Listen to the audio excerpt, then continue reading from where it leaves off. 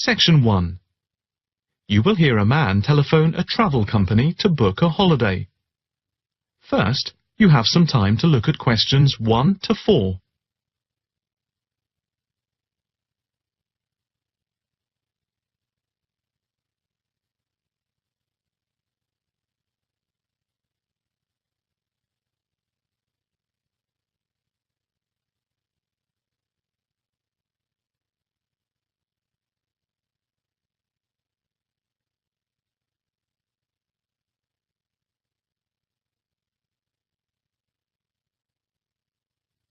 You will see that there is an example which has been done for you.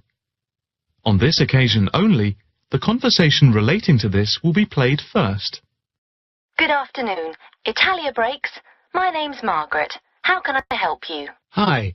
I'd like to book a short break in Italy. Hotel and flights combined. Anywhere in particular? Yes, Venice if possible. The holiday destination is Venice. So, Venice has been written in the space. Now the test will begin. You should answer the questions as you listen, because you will not hear the recording a second time. Listen carefully and answer questions 1 to 4. Good afternoon. Italia Breaks. My name's Margaret. How can I help you? Hi. I'd like to book a short break in Italy. Hotel and flights combined. Anywhere in particular? Yes, Venice if possible. We've been looking at some of your brochures, and I want to check if you have any special deals. Right. Let's have a look and see what we've got. Right. OK. I've got the screen up. Can you just give me a few personal details? Sure. First, can I just take your name, please, and a contact telephone number? Certainly. It's John Framlington. That's Framlington. And I'll give you my mobile number. I can't always remember it. Yes, here it is. It's 07987 441192. 441192. That's it. And how many people is it for? Just 2 adults. OK. Any particular price range? It's our first wedding anniversary, and we... Congratulations! Thank you. So we wanted somewhere nice, but not too expensive. We would like to make it something to remember. Maybe in the medium price range. OK. How many nights do you plan to stay? 5 nights only. That gives us plenty of time to do sightseeing and to relax. Right. That's 5 nights only. And what type of hotel? We initially thought of going for a 5-star, but that might be too expensive. So we've been looking at 4-star hotels. We've got quite a few in our brochure, but the one I would recommend is the Hotel Scotland. It's 4-star, and I know there are rooms available because I have just made a booking for another client there. I didn't notice that one. I don't know how I didn't see it. It's easy to miss them. I've also stayed there myself, as we sometimes have to go and check out the hotels. And of all the ones I visited, this was my favourite. Oh, right. Before you hear the rest of the conversation, you have some time to look at questions 5 to 10.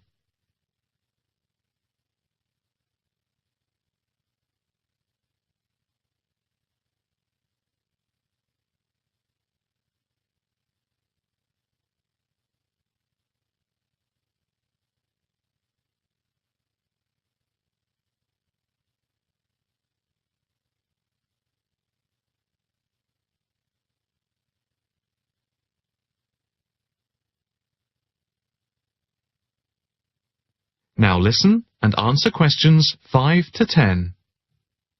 What's the hotel like? It has a courtyard for breakfast. It's got 50 rooms. It's just been renovated, and so it's very stylish. Is it in the brochure? It's on page 63. Ah, yes. I can see it's right next to the railway station. But what appeals to me most of all is that the hotel's very convenient for all the water buses. And the idea of having a terrace with the room I really find very appealing. These are big pluses. It's probably the most central hotel we have. You might think it would be a bit noisy as it's in the main commuter area and a place where tourists go. But from experience, I can assure you the hotel is very quiet. Most of the rooms are facing away from the main thoroughfare. Can you tell me when you'd like to leave? The 17th of March. Coming back on the 22nd. Okay. I'll just check again if there are places available. 2 adults sharing. Hotel Scotland. Yes, that's gone through. Okay. And how much is the break, including flights? There's a special rate at the moment because it's off-season. For 5 nights, let's see, it's £716 for a double room and flights. That includes airport taxes, but not insurance. Each? No, for 2 adults sharing. That doesn't sound too bad at all. What reductions do you have at the moment? Well, if you make the booking before the 17th of February, you get a further 15% reduction, subject to availability. That's a big saving. Yes, it makes the price very reasonable indeed. Do you need travel insurance? Yes, I suppose we better had. For 7-day cover for both of you, it's £17.88. Okay. Do you want to book today? I think we should, but can I just check with my wife? Can you hold the booking for me? I can hold it until 1 p.m. Okay, that's fine. I'll get back to you immediately. I'll just give you a reference for the reservation. Okay. It's FAPSJM15. Thanks. I'll get back to you as soon as I can, and definitely before 1 p.m. This is too good an offer to miss. That is the end of section 1. You now have half a minute to check your answers.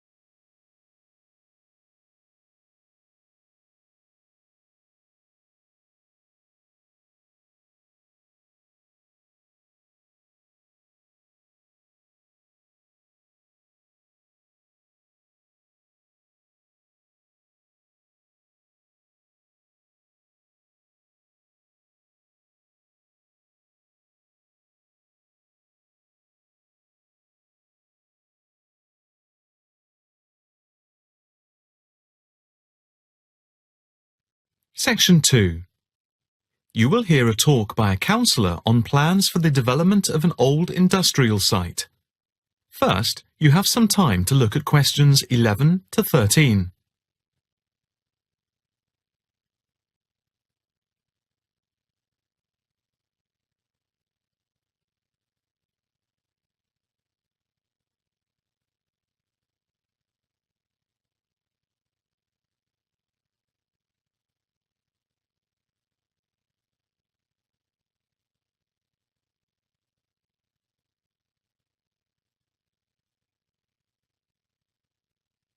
Now listen carefully and answer questions 11 to 13. Good afternoon, ladies and gentlemen.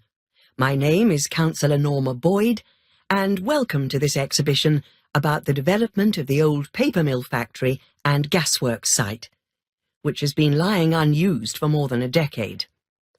There has been pressure on the council to use the land to build a training centre and a small business park. However, we have been encouraged by local people to create an open area for the benefit of the community, providing much-needed space for recreation. And I now have pleasure in announcing that the plans for the creation of a park, to be called Park Royal, and for flats, have now been approved. I'm also pleased to announce that we have secured sponsorship from local organisations. More detailed plans of the developments are available from the council website, details of which are in your pack. In the meantime, I'd just like to take you through the plan here on the screen.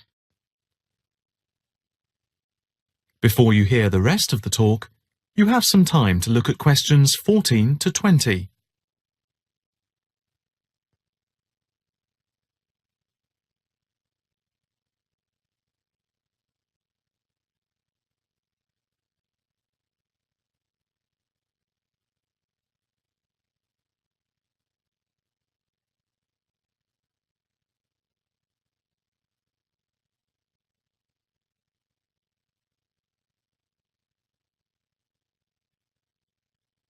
Now listen carefully and answer questions 14 to 20. If we start here at the bottom, you can see Parkside Street, where the main entrance to the park is. On the left of the entrance, in the bottom left-hand corner of the plan, there will be a block of 40 studio flats. On the other side of the entrance, there will be some workshops for local businesses. There will also be another entrance here on the top right, which leads into Pear Street. Here, in the centre of the park, we will have an ornamental lake with paths radiating north, south, east and west to the different areas of the park. In the top right-hand corner, just by the Pear Street entrance, there will be a large sports area with 2 football pitches and 4 tennis and volleyball courts. Just here, beside the pitches, on the same side of the path, will be an outdoor swimming pool. Now, in the top left-hand corner, a walled flower garden is planned with a rockery and a water feature with walkways, seats and lots of shady areas for the summer. Next to this, a sculpture garden is also planned. Now, let's see. Just here, below the walled garden, there will be a grassy amphitheatre with a permanent covered stage for open-air concerts. We hope that local schools and colleges will use this theatre to showcase student work. In the bottom left-hand corner of the plan, you can see that above the block of flats, there will be a play area for children. And directly to the right of this, just near the main entrance, there will be a wild area. More trees will be planted here, and in the middle will be built an educational centre for use by local schools to encourage children to take care of the wildlife and look after the trees and plants. And finally, in the bottom right-hand corner of the park will be a cafe, opening on to Pear Street. And now for questions.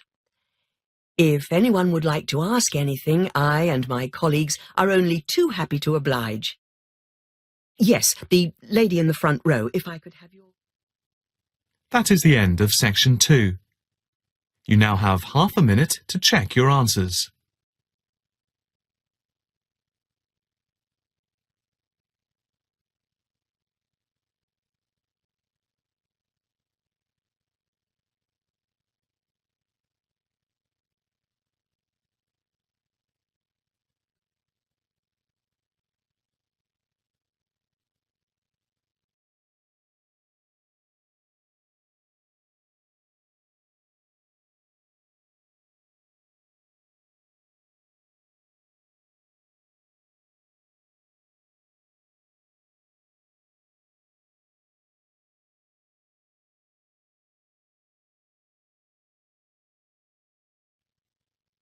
Section 3.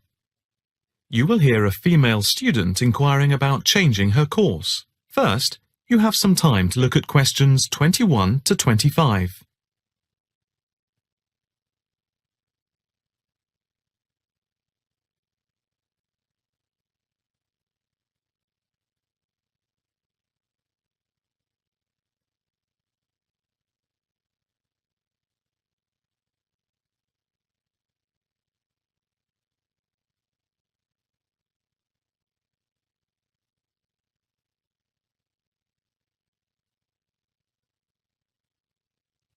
Now listen carefully and answer questions 21 to 25. Hi, my name is Rosanna McLaren. I'm a bit early, but I have an appointment to see the assistant registrar, Andy Matthews, at 10 a.m. Hi, I'm Andy Matthews. Nice to meet you. Nice to meet you. My tutor advised me to come to see you about changing my course. Yes, I've had an email from your tutor, David Vine. Let me just call it up. Here we are. It says, Tutee Rosanna McLaren is on the Wednesday part-time course and wants to change to the distance learning program. Have you any problems with the course itself? Oh no, I love it. I think the course is really worthwhile. The theoretical sessions once a week on Wednesday from 10 a.m. to 3 p.m. are really good. You have 2 two-hour sessions then? Yes, that's it. And I have to say, I think the practical session from 4 through to 9 in the fashion workshops are also good fun. But I am finding it all very tiring, and it makes me too exhausted for my work on Thursdays and Fridays. You work the other 4 days of the week? Yes, and some Saturdays. I see. So, what do you want to do? I'd like to change to the program with the distance learning component instead of the Wednesday sessions. Yes, that is a possibility. I see from your tutor, Dr. Vine, that he has no problem with this, but you realize it's possible you'll have a different tutor. Yes, I'm aware of that. It's a shame because he's a very good tutor. What do I need to do now? First, we just need you to fill in this transfer form and the claim form for the reduction in fees. Oh, I didn't realize it was cheaper. Oh yes, it's £1,000 less a year. It gets even better. Can I start the distance learning program from now? I don't see why not. I just need to get a signature from your tutor, which should take only a short time. I'll email it to him now, and then he can sign it and put it in the internal mail. Okay. But I also need to go through with you what is involved in the distance learning program to make sure you are clear about everything. Well, I understand I attend the weekend course once a month, and that I can book a bench in the fashion workshop at any other time. You have a computer at home for the distance learning? Oh, yes. I have the necessary equipment for making video calls over the internet already. It's the flexibility of the distance learning over the internet that is very useful. And what makes it even more interesting is that I don't have to spend a lot of time traveling to and from the university on the Wednesday. I can adapt it to my own routine, as I will be able to do the theory over the internet from home when I want. The same is true of booking a tutorial online using Skype. Yes, it is amazing, isn't it? It's in its infancy, but it's been up and running for a year now, and it's going rather well. Can I just ask if it's possible to have a face-to-face tutorial at any time as well? There is no reason why you shouldn't be able to. Before you hear the rest of the conversation, you have some time to look at questions 26 to 30.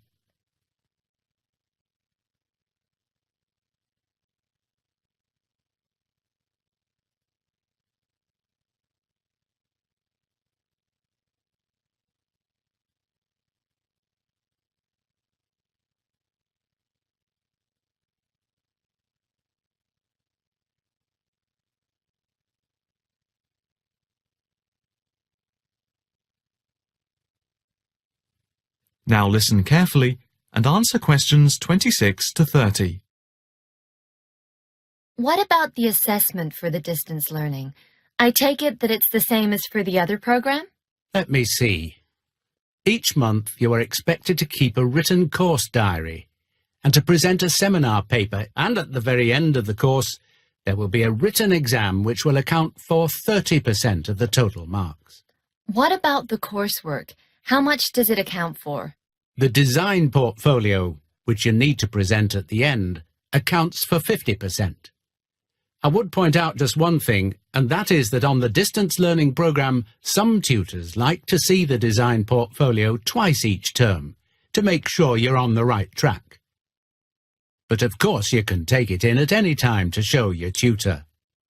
And as part of the assessment for the portfolio, you have to present at least one fashion item at a fashion show at the end of the course. Is there anything else? No, that's it. Thank you for all your help. No problem. Hope it all works out well for you now. That is the end of section 3. You now have half a minute to check your answers.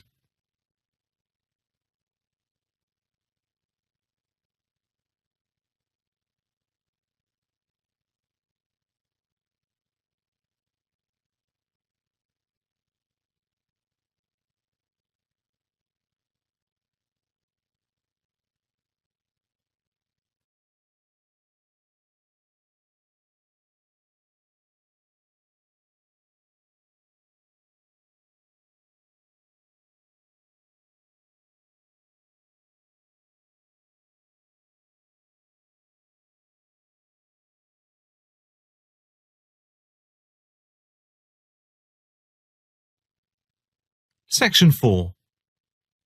You will hear a talk on the effect of architecture on people's mood. First, you have some time to look at questions 31 to 40.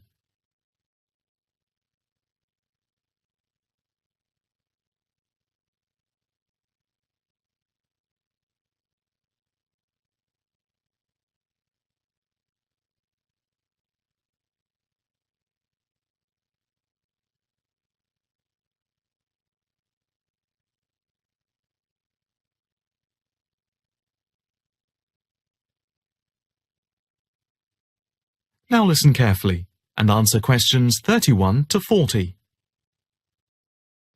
My group has been doing a project on the importance of architecture in people's lives and whether it has any impact on the lives of people in general. The main part I have played is in the collection of data to find out what effect, if any, various buildings have on people's mood, i.e., whether ugly buildings make people unhappy and whether beautiful buildings do the opposite. We had originally thought of starting measuring people's reactions by using a questionnaire with about 40 questions, which we were going to hand out to people, including students at the university. But we were worried that doing the questionnaire would be too time-consuming for people to fill in, so we gave up the idea. I then asked several of the postgraduate students for advice. One of them came up with the simple idea of showing people images of various buildings from different eras and styles, instead of giving out the questionnaire, and asking them to indicate how they felt on a scale of 1 to 5 about the images, where 1 was unhappy and 5 was very happy. People would also be given the option of not saying what they felt. Using the scale meant that it would be much simpler to record people's reactions. I decided to follow this advice, and so the first stage was to collect a large number of images. I used Google to print off colour images of views of houses and apartment blocks where people live, and different types of buildings where they work. I started with about 30 or 40, and then reduced them to 10 images. Media resources in the Amory building at the Judd Street branch of the university helped me produce the final images. I had them blown up to A4 size, and we used colour rather than black and white to make the detail on the images clearer. We made 5 sets of images, and for protection when handling, we pasted the images onto hard card. Then, using a machine to wrap them with plastic, we laminated the cards. 5 of us targeted different age groups. We went to a local school where we obtained permission to ask a group of teenagers between 11 and 18. We also asked a sample of the general public, including tourists from all over the world, as they exited the Tate Modern in London, what they thought.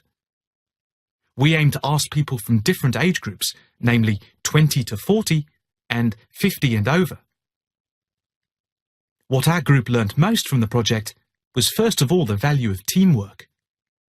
And secondly, we found that we had to appoint a leader to stop us pulling in different directions and falling apart. So this turned out to be an invaluable lesson for all of us. As to the findings, for us they proved intriguing. In the end, the sample consisted of 311 respondents. I thought initially that people wouldn't be interested in taking part. With the youngest age group, their reaction was very mixed. It was clear that the youngest group had no pattern of preference at all, as they frequently gave no reaction to the pictures.